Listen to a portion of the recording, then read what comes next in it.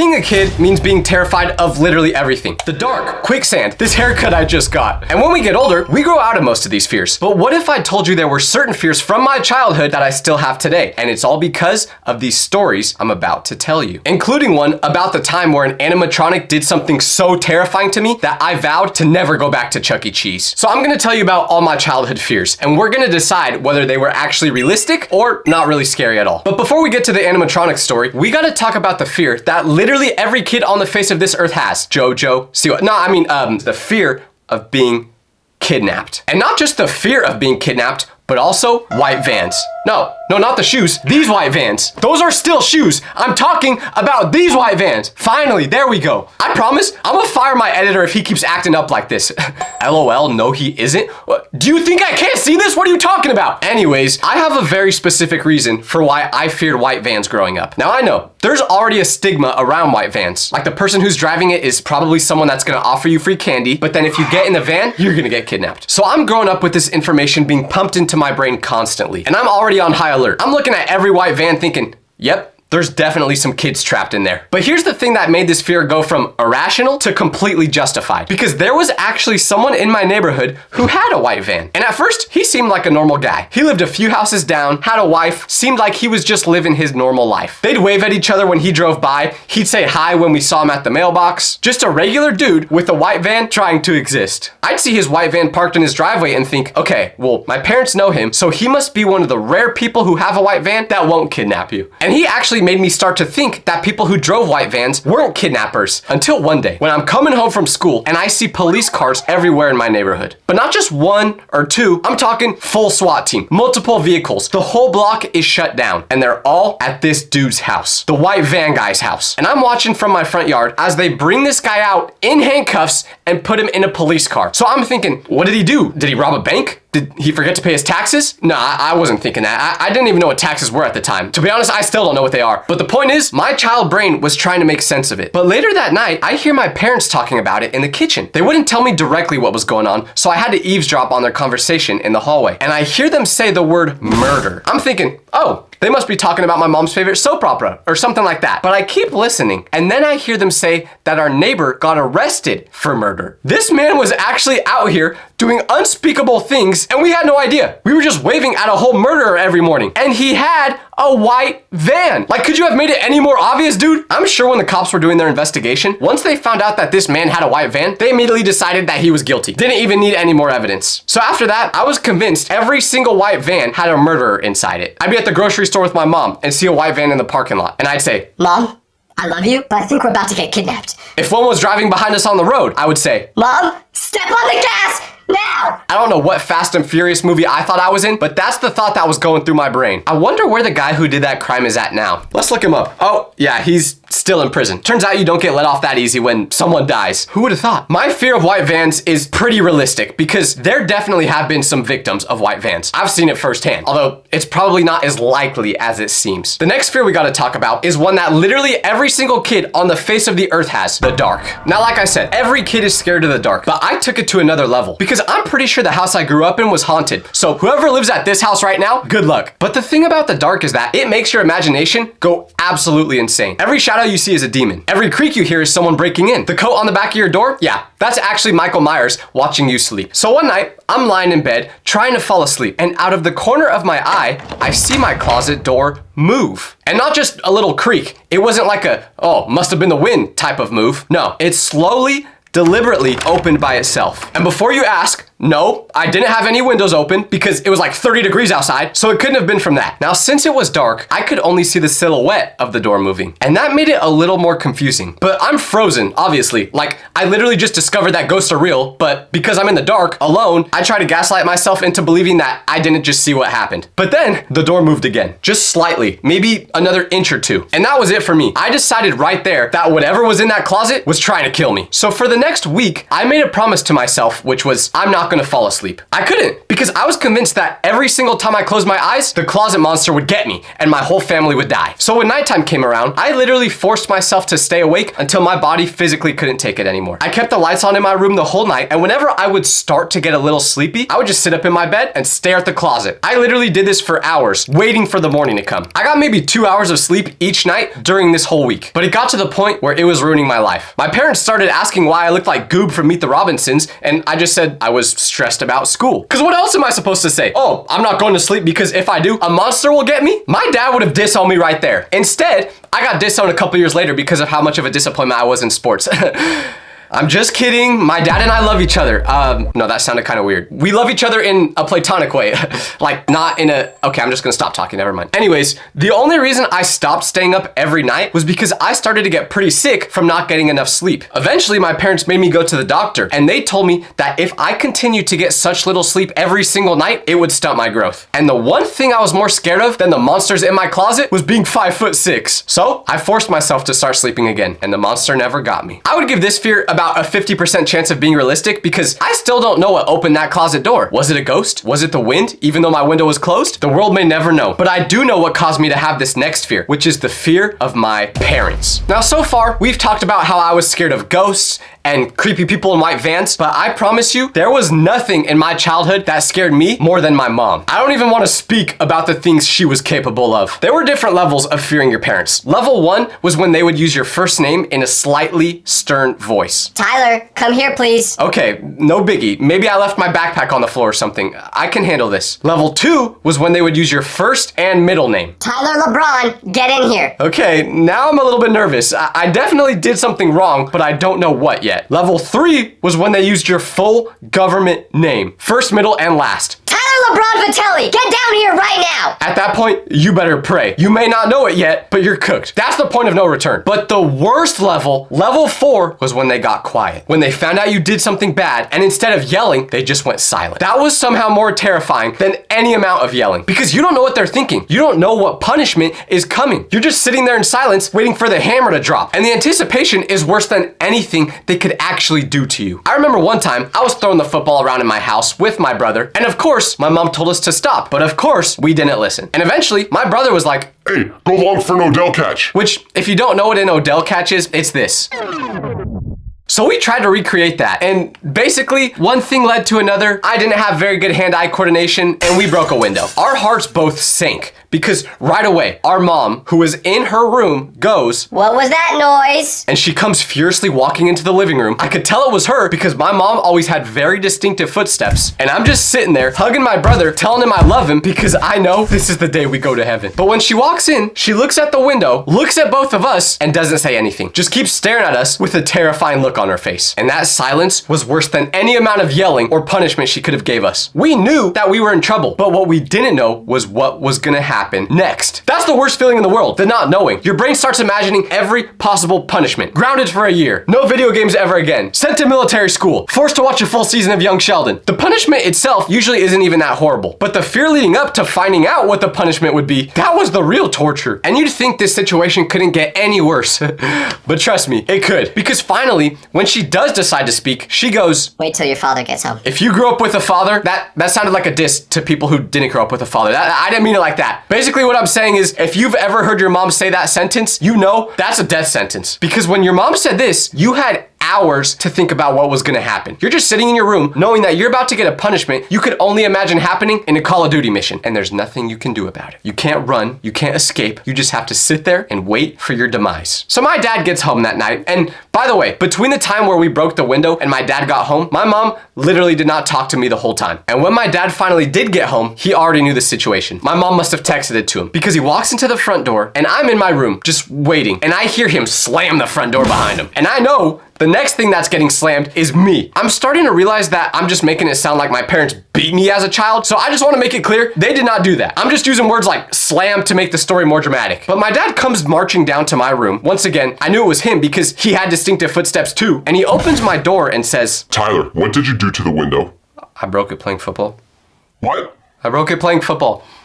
Did mom say you could play football in the house? No. When I answered that question, without saying another word, he just started unplugging stuff in my room. First it was my PlayStation, then my TV, then my umbilical cord, and he just put all these things in their closet where I couldn't get to it. They didn't tell me how long they were taking it away or anything. And that was the day I had to learn how to meditate. Just stared at a wall for the rest of the day. They still never gave me any of my technology back, by the way. And I know what you're thinking. Well, how are you recording this video if you don't have any technology? I'm not. This video is just a figment of your imagination. Nothing is real. Wake up. Wake up. Wake up.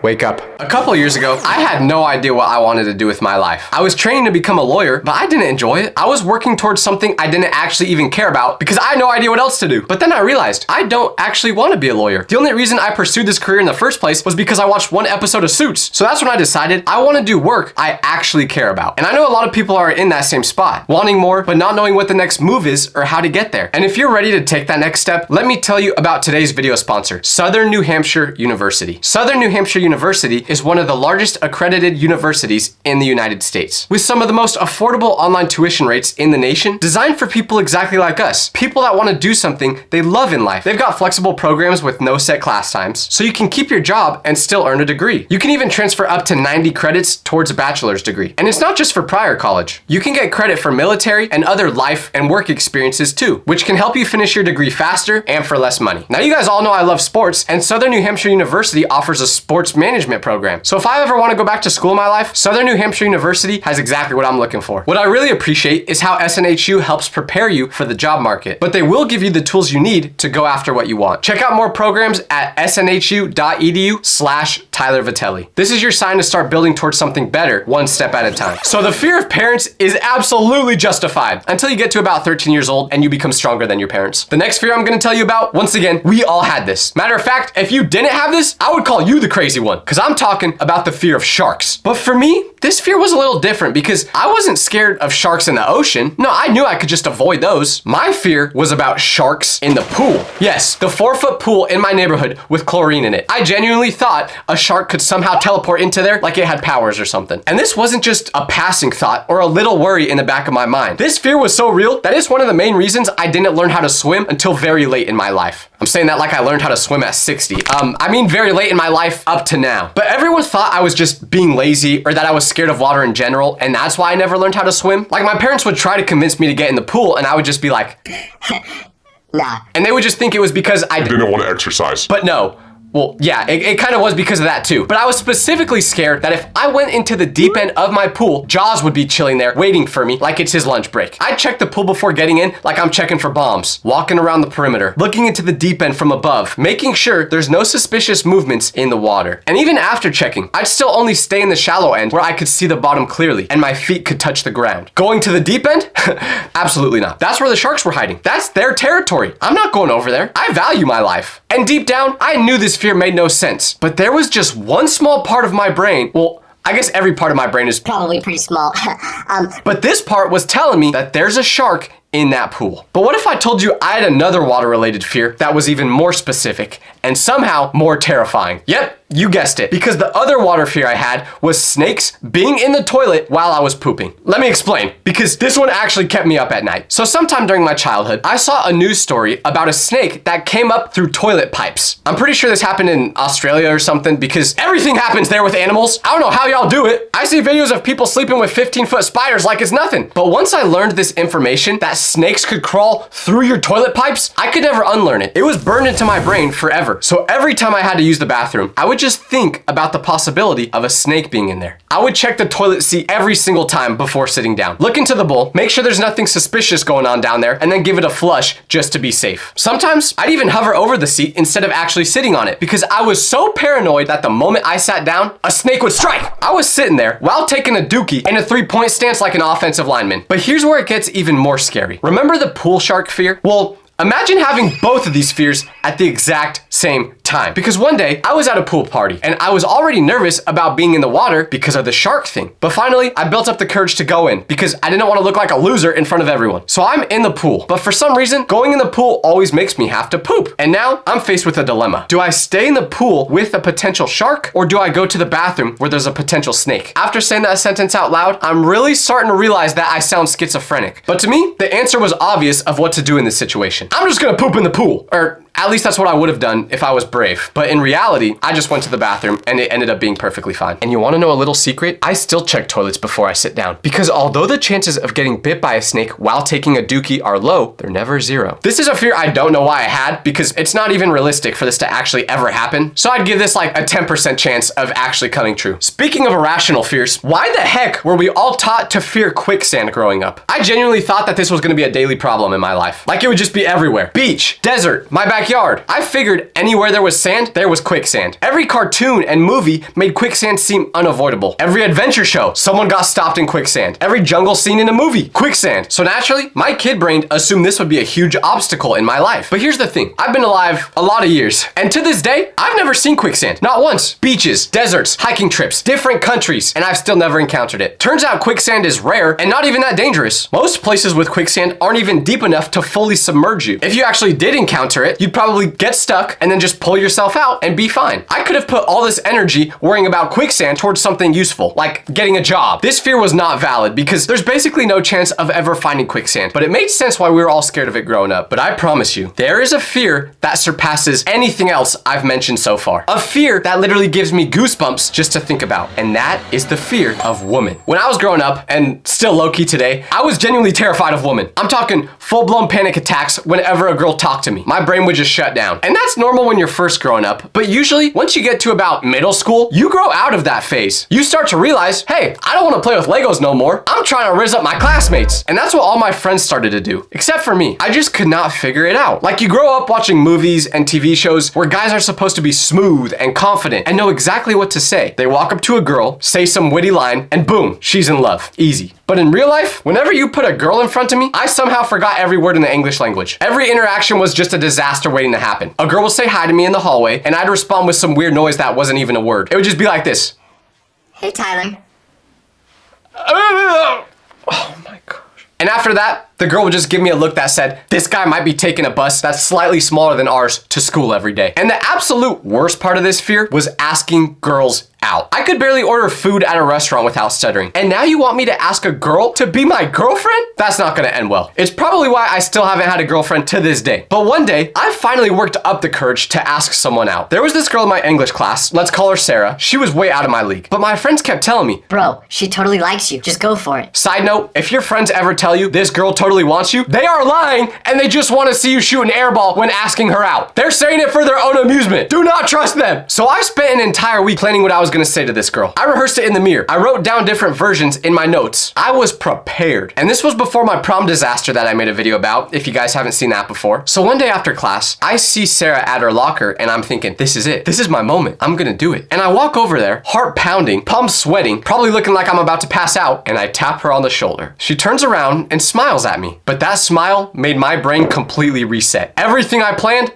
gone. Every word I rehearsed, couldn't remember. So I'm standing there, mouth open, no words coming out, and she's just looking at me like, Yes? Eventually, I finally managed to say, you want to hung out?